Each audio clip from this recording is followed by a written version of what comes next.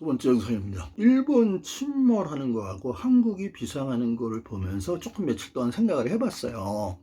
그래서 제가 일본의 잃어버린 20년을 말씀을 드렸잖아요. 그게 대단히 방대한 분량이기 때문에 어저께는 맛배기로 해드렸고요. 오늘은 일본 경제 왜 무너졌나, 불황의 경제학, 광기 패닉, 붕괴, 금융위기의 역사, 일본 디플레이션의 진실, 비이성적 과열, 이러한 책에 나온 내용을 버무려서 말씀을 드리는데요. 일본은 어저께도 말씀드렸지만 그 3대 신화가 무너지면서 주식시장의 거품이 폭발하고, 그러니까 거의 4만 정도 직전까지, 그러니까 3만 8천까지 갔었으니까, 그게 15,000이나 17,000까지 떨어졌으니까 완전히 거품이 터진 거죠. 그래서 주식시장이 붕괴하고, 그 다음에 토지 가격도 올라갔다가 툭 떨어지면서 완전히 붕괴해 버렸잖아요. 그래서 토지 가격도 폭락해서 토지 신화도 무너지고, 그 다음에 이거를 다 이끌었던 금융체제가 붕괴한 거예요. 일본의 흔히 말하는 그 호송선단 체제라는 거, 그 다음에 일본은 그 공존 체제가 있었어요. 그게 뭐냐면 리스크를 분산을 시켜서 뛰어난 자, 어중간한 자, 약자, 이 사람들을 다 먹여 살리는 체제로 갔어요. 그래서 그렇게 리스크를 분산해서 한 거예요. 그런데 그렇게 하면 잘하는 애가 손해볼 것 같냐? 안 그렇습니다. 왜냐하면 일본이 그 종신고용과 연금소열제를 했거든요. 그거를 시스템 전체에도 반영을 했어요. 그래서 뛰어난 그 기업이나 금융기관이나 이런 데에는 더 오랜 기간 돈을 더 벌 수 있는 기회가 주어지기 때문에 뛰어난 놈은 더 벌 수 있었었고요. 중간에 있는 그 기업이나 하는 국민들도 따라가기 위해서 하다가 꼬꾸라지는 일이 없이 갈 수가 있었던 거예요. 그리고 마지막은 완전히 도태돼야 되는데 맨 위가 급속하게 올라가지 않는 리스크 분산을 밑에다 줘요. 그러면 밑에는 안 망하고 쭉 갈 수가 있었겠던 거예요. 그래서 일본이 그 당시 한 90% 이상의 국민이 자기는 다 중산층이라고 생각했을 정도예요.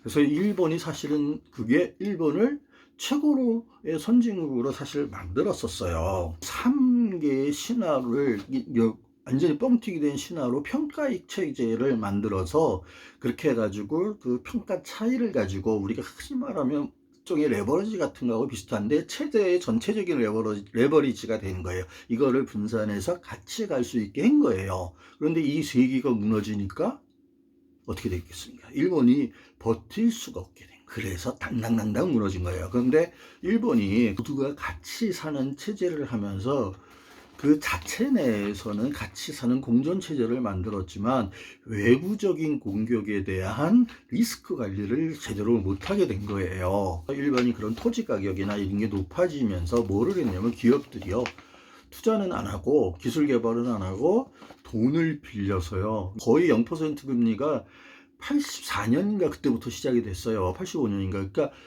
그렇게 오래전부터 했기 때문에 그렇게 돈놀이로 해서 간 거예요. 더 이상 기술 개발을 안 했고, 또 일본한테 유리한 환경이 예전에는 형성이 됐어요. 미국에서 그 자기네들의 자체적인 문제로 미국은 등락을 많이 겪다 보니까 일본이 대신 전 세계를 글로벌 자본주의를 뒤받치게 해줬어요. 그래서 일본이 세계 최고의 채권국으로 올라가요. 돈을 제일 많이 꺼진 국가가 됩니다.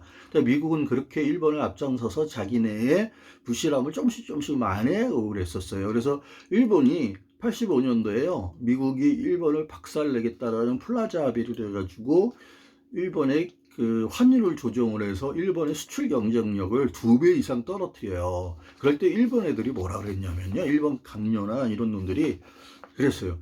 야, 드디어 우리는 선진국이 됐어, 이런 얘기를 했어요. 자기네들은 개발도상국이 아니라 전 세계에 미국, 영국, 독일, 프랑스, 이탈리아가 묶어가지고 일본을 박살내기 위해서 플라자 합의를 한 거거든요, 미국 주도로.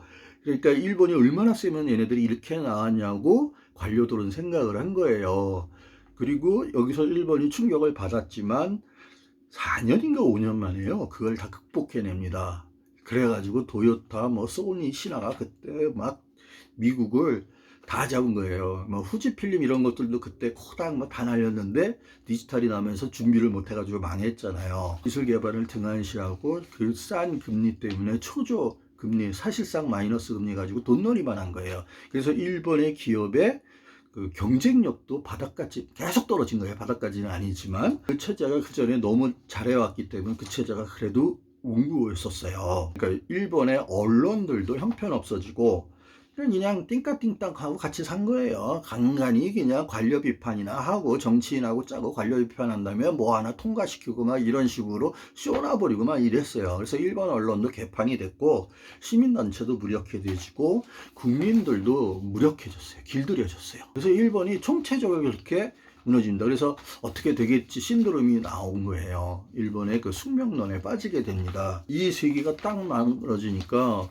얘네들이 그냥 다급해가지고 얘네들이 무슨 실수를 했냐면 그 당시에 처하고 레이건 시대하고 그래서 콜까지 해서요 신보수주의가 그 신고전파 경제학이죠. 그 무한 자유방임, 그 다음에 무한 경쟁, 승자 독식, 적자 생존 이런 것들 자연 도태시키듯이 시장 도태시키고 이런 살벌한 정글 자본주의 글로벌 금융 자본주의로 갔어요. 그게 이제 이쪽에서 대처 레이건 콜이었습니다. 그래서 얘네들이 사악한 다음에요. 너무 심각해지니까 전 세계가 유럽 같은 경우에는 사회적 민주주의로 돌아서요. 너무 이 빈부격차가 심해지고 사회가 막 내부로부터 너무 심각한 갈등들이 커지니까 그래서 신노동당의 토니 블레어, 그 다음에 미국에서는 그 신경제를 얘기했던 클린턴, 그 다음에 독일에서는 신자유주의를 도입한 슈레더 총리가 들어오면서 얘네들이 제3의 길을 해요. 그게 이제 신경제라 그러고 그 토인비가 뭐 제3의 길 얘기하고 막 이랬잖아요. 프랑스의 아탈리나 뭐 바우만이나 신자유주의를 공격하는 사람들 말고요. 얘네들을 공격하는 사람들도 많았습니다. 이 세 명의 지도자들 있잖아요. 그러니까 이쪽에서는 토니 블레어, 미국에서는 빌 클린턴, 독일에서는 슈레더가 대처나 레이건이나 콜이 했던 것보다 더 시장을 완전히 오픈하고 그 신자유주의의 무방비로 놔둬버리면서 더 망가진 거예요. 영국이나 미국의 그 제대로 된 좌파들은 토니 블레어를 영국에서는 엄청나게 비판하고요. 미국에서는 빌 클린턴을 엄청나게 비판하고요. 독일에서는 슈레더를 엄청나게 비판했었습니다. 그런 과정인데 일본이 그거를 선택해버린 거예요. 그런데 일본은 자기의 장점을요 확 버리고 그런 제3의 길로 들어서면 일본은 쫄딱 망하게 될 수밖에 없었어요. 일본은 위기가 닥쳤을 때 그거를 싸워서라도 자기네들이 모양을 갖추고 장단점을 따져가지고 새로운 자기만의 모델을 만들어서 글로벌 금융시장이나 글로벌 자본주의에 뛰어들어서 거기서 제대로 된 경쟁을 해야 되는데 일본은 그걸 못했던 거예요. 일본은 기하급수적으로 떨어지게 된 거예요. 그걸 막을 방법이 없었던 거예요. 일본이 그때 토지로만 한 600조엔, 그러니까 그 당시엔 15배였어요, 우리의. 그러니까 막 9천억 이상, 9천조 이상이 날아가고, 초 2천억엔이 날아가요. 계산으로 하면 거의 2경 이상 일본이 날아갔기 때문에 그걸 회복할 방법이 없었던 거예요. 근데 그에 비해서는요, 돌아보면 좀 이렇게 이게 그 잔인한 얘기가 될 수가 있지만요, 우리는 김영삼이 OECD에 가입하는 그 닥지를 하면서 그러면서 선진국 소리 얘기 듣고 싶어서 자기 임기 중에 그 선진국 부자 클럽에 들어가서 내가 말이야 이렇게 해가지고 OECD에 가입을 해가지고 우리나라가 경제 자유화가 되고 금융 자유화가 되면서 조지 소로스를 비롯한 애들이 우리나라를 공격한 거예요. 조지 소로스가 그 말 했었어요. 인도네시아 막 시장을 붕괴시킬 때 그 사람들이 물어보는 거예요. 인도네시아의 은행 중 어디가 제일 약하냐니까 조지 소로스가 어딘지 잘 모르겠다. 그러나 한국이 제일 약하다 이런 얘기를 해가지고 한국으로 공격해오고만 이랬어요.